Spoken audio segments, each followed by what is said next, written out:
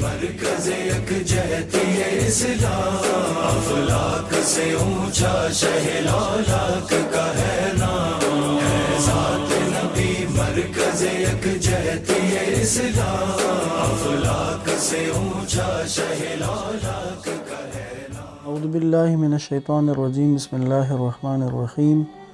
الحمد للہ رب العالمین بارئ الخلائق اجمعین، ثم الصلاة والسلام علی اشرف الانبیاء والمرسلین، حبیبنا وحبیب الہ العالمین الذی سمی فی السماء احمد وفی الارضین بأبی القاسم محمد صلی اللہ علیہ وآلہ وسلم وعلی آلہ الطیبین الطاہرین المعصومین ولعنت الدائم علی اعدائہم اجمعین من یوم عداوتہم الی قیام یوم الدین۔ السلام علیکم ورحمۃ اللہ وبرکاتہ۔ سیرت النبی آڈیو سیریز کی 34ویں قسط میں خوش آمدید۔ رسول گرامی قدر صلی اللہ علیہ وآلہ وسلم کی ولادت سے لے کر اعلان نبوت تک کے مرحلے کو بیان کر رہا تھا۔ حضرت صلی اللہ علیہ وآلہ وسلم کا چرواہی سے لے کر تجارت تک کا جو سفر تھا وہ کل کی قسط میں آپ کی خدمت میں بیان کیا۔ آج وہیں سے بات کو آگے لے کے چلتے ہیں۔ رسول خدا صلی اللہ علیہ وآلہ وسلم کی مالی حالت اس عنوان سے کہ جو وہاں اس وقت کا ماحول تھا، ابھی تک مالی حالات کو زیادہ اچھی حالت اس وقت نہیں تھی، مالی حالات مرتب نہیں تھے، اور اللہ کے نبی ابھی بھی اپنے چچا جناب ابو طالب کے ساتھ رہتے تھے، اور ظاہر ہے کہ چچا ہی ان کے کفیل تھے اور ان کی مالی جو ضرورتیں ہیں ان کو پورا کرتے تھے۔ جو شام کا سفر اللہ کے نبی نے کیا جناب خدیجہ کے مال تجارت کے ساتھ، تو اس سفر نے رسول خدا کی اقتصادی اور مالی مہارت کو ثابت کیا، اور رسول خدا کا اس عنوان سے اس سفر کو کرنا، تجارت کے سفر کو کرنا، اور عام اس سے پہلے حتیٰ کہ حضرت خدیجہ کے مال کو لے کر جانے والے مکہ کے ماہر ترین تاجر بھی، کہ جو تجارت کے عنوان سے تجربہ رکھتے تھے اور تجارتی معاملات میں اچھی ان کی نظر ہوتی تھی، اور ایک علاقے کے عنوان سے جو معروف لوگ بھی تھے، ان سب کی نسبت جب رسول خدا نے مال تجارت جا کر فروخت کیا ہے تو آپ کا جو انداز تھا، آپ کی جو معاملہ شناسی تھی، اس نے حضرت خدیجہ کو حیران کر کے رکھ دیا۔ اس پر جناب خدیجہ آمادہ ہو گئی کہ جو مقررہ نقدی جو طے تھی اس کے علاوہ بھی کچھ نقدی انعام کے طور پر اللہ کے نبی کو دیں، لیکن رسول خدا نے صرف وہ اجرت جو کام کے آغاز میں طے پائی تھی وہ لی اور گھر چلے گئے۔ جو کچھ اس راہ میں اللہ کے نبی کے ہاتھ آیا تھا وہ جا کر آپ نے اپنے چچا حضرت ابو طالب کو پیش کر دیا، تاکہ اس راہ سے ان کی مالی حالت میں کشائش و فراخی پیدا ہو جائے۔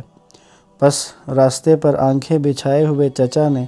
جب اپنے بھتیجے جو عبد المطلب اور عبداللہ کی یادگار تھا دیکھا تو فرط مسرت سے ان کی آنکھوں میں آنسو تیرنے لگے۔ تجارت کے کام میں ان کی کامیابی اور وہ نفع جو ان کو حاصل ہوا اسے جان کر بہت خوش ہوئے، اور آمادہ ہو گئے کہ 2 اونٹ اور 2 گھوڑے اپنے بھتیجے کو دے دیں تاکہ وہ تجارت کے کاروبار کو جاری رکھ سکیں۔ آپ نے سونا و چاندی جو آپ نے اس سفر میں کمایا تھا اپنے تمام پورا جو ہے وہ اپنے چچا کے سامنے پیش کر دیا،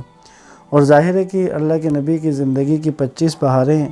ہو چکی تھیں، تو اب ان کی شادی کے لیے بھی کوئی انتظام کرنا تھا۔ ان حالات میں حضرت رسول خدا صلی اللہ علیہ وآلہ وسلم نے عزم کیا کہ بیوی اور شریک زندگی کے طور پر اپنے لیے انتخاب کریں، لیکن ہوا یہ کہ اللہ کے نبی کی زوجیت کا شرف حضرت خدیجہ کے نام پڑا، جو اس سے پہلے قریش کے زیادہ سرمایہ دار، زیادہ بااثر افراد جیسے عقبہ بن ابی معیط، ابو جہل، ابو سفیان کے پیغام شادی کو ٹھکرا چکی تھی، اور ان 2 کو جو زندگی کی نظر سے مکمل طور پر مختلف تھے ایک دوسرے کے قریب کر دیا، اور ان کے درمیان اس طرح کا رابطہ، الفت، محبت و معنویت پیدا کر دی کہ خدیجہ نے اپنی تمام دولت و ثروت، جناب خدیجہ صلوات اللہ علیہا نے اپنی تمام دولت و ثروت محمد مصطفیٰ صلی اللہ علیہ وآلہ وسلم کے قدموں میں نچھاور کر دی، اور وہ تجارت جس کا دامن مصر و حبشہ تک پھیلا ہوا تھا وہ توحید اور اعلاء کلمہ حق کی راہ میں صرف ہو گئی، اور وہ گھر خدیجہ، جناب خدیجہ صلوات اللہ علیہا کا گھر کہ جو ہر لحاظ سے آسائشوں اور سہولتوں کے عنوان سے زندگی گزارنے کے لیے ایک بہترین گھر تھا، وہ گھر آخر کار مسلمانوں کی زندگی کی پناہ گاہ بن گیا۔ ان واقعات کی جڑ اور بنیاد کو حضرت خدیجہ کی زندگی میں تلاش کرنا چاہیے۔ جو چیز مسلم ہے وہ یہ ہے کہ اس طرح کی خدمات، فداکاری، ایثار و قربانی اس وقت تک نہیں ہو سکتی جب تک ان میں مضبوط اور پاکیزہ جڑیں نہ ہوں۔ تاریخ کے صفحات گواہی دیتے ہیں کہ شادی کا سبب حضرت خدیجہ کا ایمان و ایقان تھا۔ بنیادی سبب جو رسول خدا کے ساتھ نکاح کا ارادہ کیا وہ حضرت خدیجہ کا ایمان و ایقان تھا، جو وہ قریش کے اس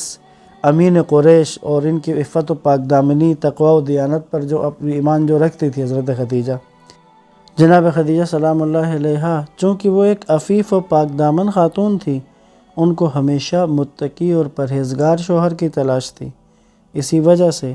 پیغمبر صلی اللہ علیہ وآلہ وسلم نے ان کے بارے میں فرمایا، خدیجہ جنت کی بافضیلت خواتین میں سے ہیں، اور عورتوں میں سے پہلی خاتون جو حضرت پر ایمان لائیں وہ بھی جناب خدیجہ سلام اللہ علیہا ہیں۔ امیر المؤمنین علی ابن ابی طالب علیہ السلام ایک خطبے میں جو آغاز بعثت میں رسول اللہ کے اعلان نبوت کے بعد اسلام کی غربت کی طرف اشارہ کرتے ہوئے امیر المؤمنین نے اس خطبے میں فرمایا، ترجمہ عرض کر رہا ہوں، اسلام کے آغاز میں کوئی گھر ایسا نہیں تھا کہ جس کو اسلام کا گھر کہا جائے، مگر رسول اکرم صلی اللہ علیہ وآلہ وسلم اور حضرت خدیجہ نے جس گھر کو بسایا تھا وہیں اسلام کا گھر تھا، اور ان میں تیسرا آدمی میں تھا۔ یعنی امیر المؤمنین فرماتے ہیں اس گھر کے دو افراد، ایک اللہ کے نبی، دوسری جناب خدیجہ تھی، اور تیسرا فرد میں تھا۔ اسلام کا وہ پہلا گھر کہ جس کے مکین ایک محمد مصطفیٰ ہیں، دوسری خدیجۃ الکبریٰ ہیں، اور تیسرے علی مرتضیٰ ہیں۔ ابن اسیر تاریخ کے مشہور مورخ ہیں ابن اسیر، وہ کہتے ہیں کہ ایک تاجر تھا جس کا نام عفیف تھا، وہ مسجد الحرام میں داخل ہوا تو اس نے ایک 3 نفری اجتماع کو دیکھا کہ جو کعبے کے نزدیک عبادت کر رہے تھے۔ ان کی عبادت کے انداز سے وہ بڑا حیران ہوا، اور اس نے دیکھا کہ حضرت صلی اللہ علیہ وآلہ وسلم حضرت خدیجہ اور حضرت علی علیہ السلام کے ہمراہ نماز میں مشغول ہیں۔ وہ لوٹ گیا، پیغمبر اکرم صلی اللہ علیہ وآلہ وسلم کے چچا عباس سے ملاقات کی، جو کچھ اس نے دیکھا تھا اس نے بیان کیا، تو اور اس واقعے کے بارے میں، اس عبادت اور اس طریقے کے بارے میں اس نے سوال کیا، تو رسول خدا کے چچا جناب عباس نے فرمایا کہ ان 3 آدمیوں میں سے ایک نبوت کے مدعی ہیں اور وہ عورت ان کی بیوی خدیجہ ہیں، اور تیسرا آدمی میرا بھتیجا علی ہے۔ اس کے بعد عباس نے کہا، میں روئے زمین پر کسی کو نہیں جانتا جو اس دین کا پیرو ہو سوائے ان 3 آدمیوں کے۔ پس یہ وہ گھر تھا آغاز کا، اور یہی وہ شخصیت تھی جناب خدیجہ سلام اللہ علیہا کی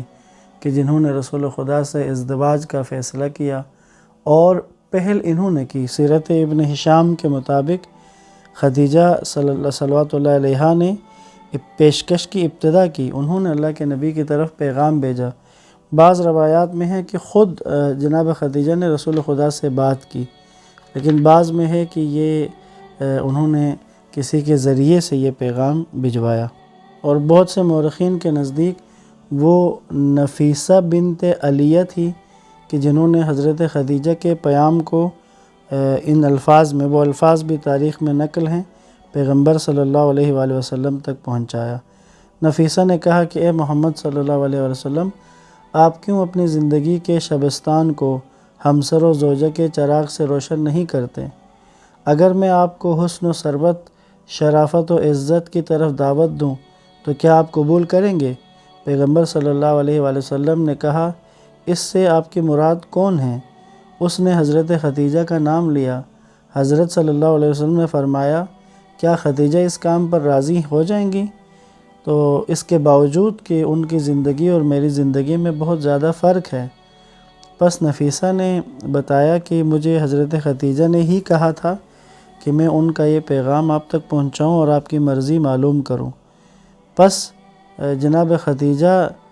کی طرف سے ایک وکیل مقرر ہوا۔ اللہ کے نبی نے بھی اپنے چچاؤں سے بات کی، حضرت ابو طالب سے بات کی، اور رضامندی کے ساتھ پس شادی کا دن اور تاریخ طے ہو گئی۔ اور پھر مشہور ہے کہ حضرت خدیجہ کی طرف سے بھی